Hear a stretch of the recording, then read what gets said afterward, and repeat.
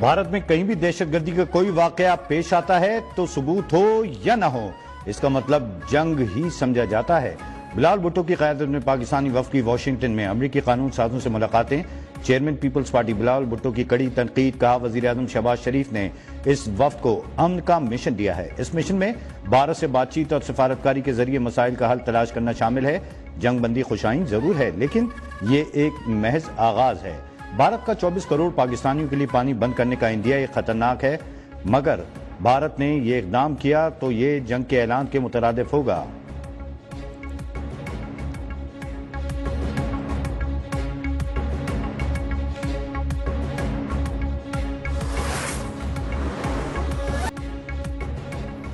دنیا نے بھارت کے بیانیے کو مسترد کر دیا۔ پاکستان ایک ذمہ دار ایٹمی ملک ہے۔ پہلگام واقعے پر ہم نے آزادانہ تحقیقات کی پیشکش کی۔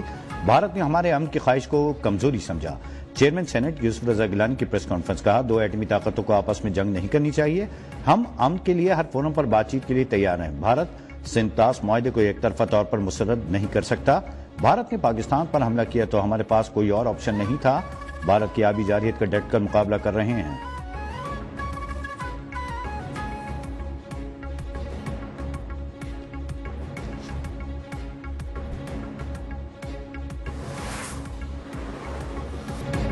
حجاج کرام کی جانب سے آج بڑے شیطان کو کنکریاں مارنے، قربانی کرنے، سر منڈوانے کا سلسلہ جاری ہے۔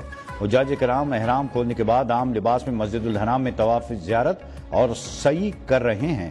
حج کا رکن اعظم وقوف عرفہ ادا کرنے کے بعد لاکھوں حجاج گزشتہ رات مزدلفہ پہنچے تھے اور نماز مغرب اور عشاء کی ادائیگی کے بعد رمی کے لیے کنکریاں اکٹھی کی تھیں۔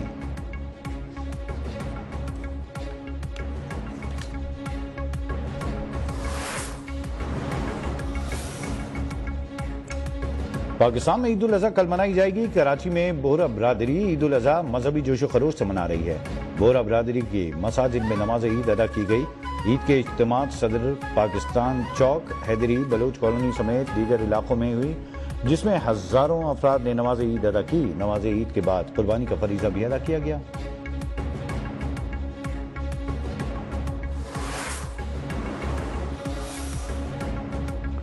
مودی راج میں عید قربہ منانا جرم، دہلی ہائی کورٹ میں مسلمانوں کے تہوار منانے کے خلاف درخواست۔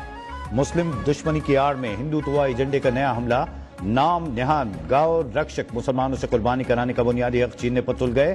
عمل کو روکنا مکمل غیر اخلاقی اور قانونی لحاظ سے شدید تشویش کا باعث بن رہا ہے۔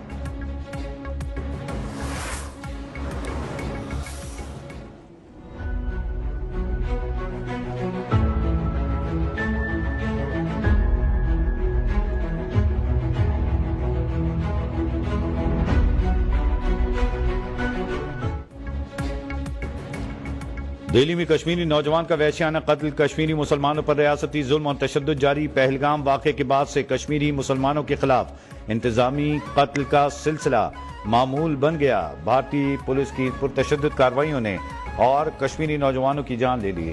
دہلی لاجپت نگر میں 30 سالہ کشمیری نوجوان زبیر احمد کو بے دردی سے قتل کیا گیا۔ پاکستان میں غربت کی شرح میں اضافہ۔ پاکستان میں غربت سے متعلق نیا جائزہ جاری۔ غربت کی شرح 39.8% سے بڑھ کر 44.7% ہو گئی۔ عالمی بینک کی رپورٹ کے مطابق پاکستان کی 44.7% آبادی غربت کا شکار ہے۔ پرانے پیمانے پر غربت کی شرح 39.8% تھی۔ نئے طریقہ کار کے مطابق 10 کروڑ 79 لاکھ پاکستانی شکار۔ پاکستان میں لوئر مڈل انکم ممالک میں یومیہ $4.20 آمدن سے کم کمانے والے غربت کی لکیر سے نیچے ہیں۔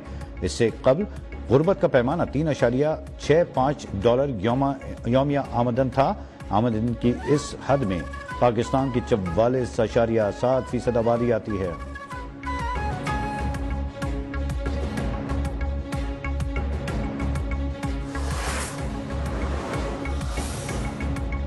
وزیر اعظم شہباز شریف گلگت بلتستان کی محرومیوں کے ازالے کے لیے متحرک۔ آئندہ بجٹ میں گلگت بلتستان کے لیے اضافی فنڈز کی منظوری دے دی۔ دستاویزات کے مطابق گلگت بلتستان کے لیے 37 ارب روپے کا ترقیاتی بجٹ مختص کیا گیا۔ وفاقی حکومت 18 پروجیکٹ کی فنڈنگ کرے گی۔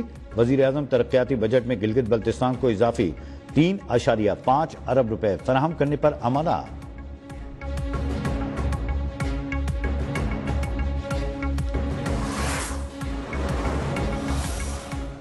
آپ تنخواہدار لوگوں پر بوجھ ڈالتے چلے جائیں گے, عام لوگوں پہ ٹیکسز بڑھاتے چلے جائیں گے, آپ لوگوں کو ریلیف فراہم نہیں کریں گے, اور جو باثر طبقہ ہے اس کو فیسلٹی فراہم کریں گے. حکومت نے تنخواہدار طبقے پر بوجھ ڈال دیا ہے, جاگیردار مل کر عوام کو لوٹ رہے ہیں. معیشت میں بہتری کے حکومتی دعوے کہاں گئے؟ امیر جماعت اسلامی حافظ نعیم الرحمان کی کراچی میں پریس کانفرنس. کہا ٹیکس نظام کا اثر نو جائزہ لینا ہوگا. حکمران طبقہ سمجھتا ہے امریکہ کو خوش رکھیں گے تو اقتدار کو طول ملے گا. امریکہ نے پھر فلسطین میں جنگ بندی کی قرارداد ویٹو کر دی. امریکہ فلسطین میں نسل کشی کی حمایت کرتا رہا ہے.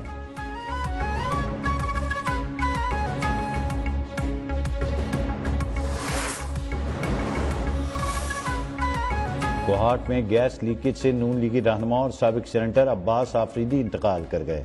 گزشتہ شام عظیم باغ میں گیس لیکیج کے دھماکے میں زخمی ہوئے تھے. جیکوباد میں سلنڈر دھماکے کے بعد مکان کی چھت گر گئی. 2 افراد جاں بحق. پولیس کے مطابق دھماکہ فریج میں گیس بھرنے کے دوران سلنڈر پھٹنے سے ہوا. لاشیں ہسپتال منتقل.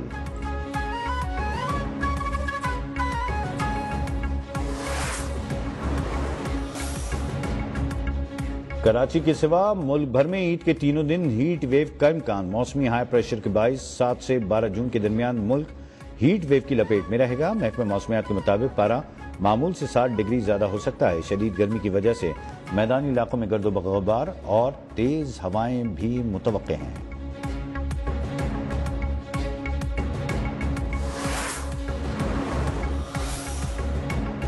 کراچی میں آج صبح پھر زلزلے سے زمین لرز اٹھی. 6 روز میں آنے والے زلزلوں کی تعداد 30 تک پہنچ گئی. بھینس کالونی اور اطراف کے علاقوں میں زلزلے کے جھٹکے محسوس کیے گئے. علاقہ مکینوں میں شدید خوف و ہراس. گھروں سے باہر نکل آئے. نیشنل سونامی سینٹر کی لانڈی فالٹ لائن آئندہ چند روز تک فعال رہنے کی پیش گوئی.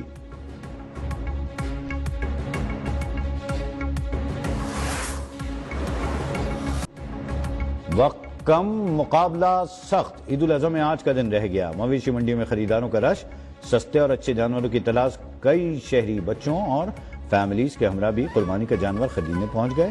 ملک بھر سے منڈیوں میں لائے گئے جانور عوام کی توجہ کا مرکز.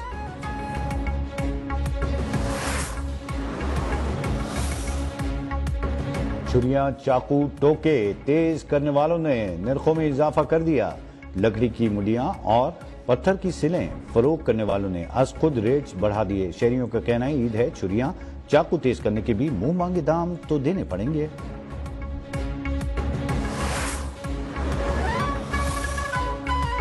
عید کی خوشیاں اپنوں میں منانے کے لیے پردیسیوں کی اپنے آبائی علاقوں کو روانگی. ٹرانسپورٹس کی کمی. لاہور اور ملتان میں جنرل بس اسٹینڈ پر اوور چارجنگ کے ساتھ گاڑیاں نایاب ہو گئیں. لوگ پریشان.